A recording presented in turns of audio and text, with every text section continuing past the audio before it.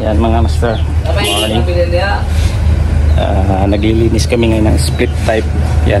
Nandun yung evaporator sa taas.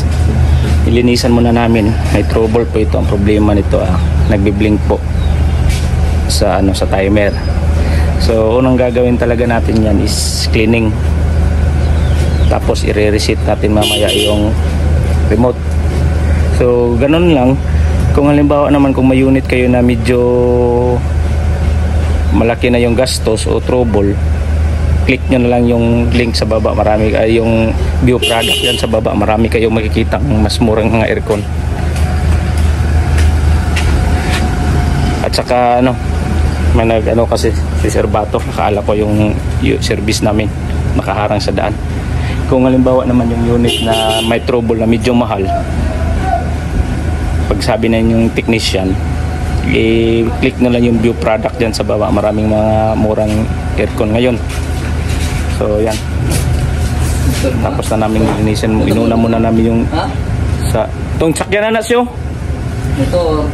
Inuna muna namin yung outdoor kasi tinanggal pa yung mga nagdanan to. Taas to. Inuna muna namin tong outdoor kasi tinanggal pa yung gamit doon sa loob. Ma-update ko lang kayo mamaya mga master. Standby lang tayo. Sobrang init. Tanang yung evaporator mga master. May error po ito pero yan tingnan nyo.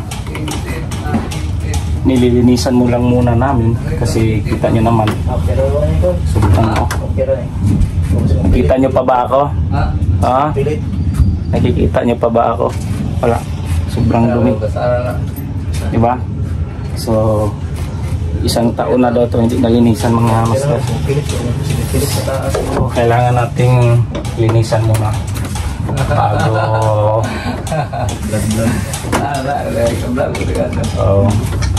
linisan muna bago troubleshoot kabukting yan pa yan.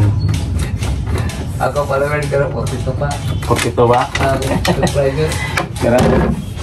Taga-bulan ng tubo man? Oo. So yan, pag mga Panasonic mayroon clip lang dito sa taas. Dito din. Ganyan ng palaka. Yung may-ari nito nagbablog din daw. Follow nyo na lang sa kanya yan. Yan, kabila din. Yan.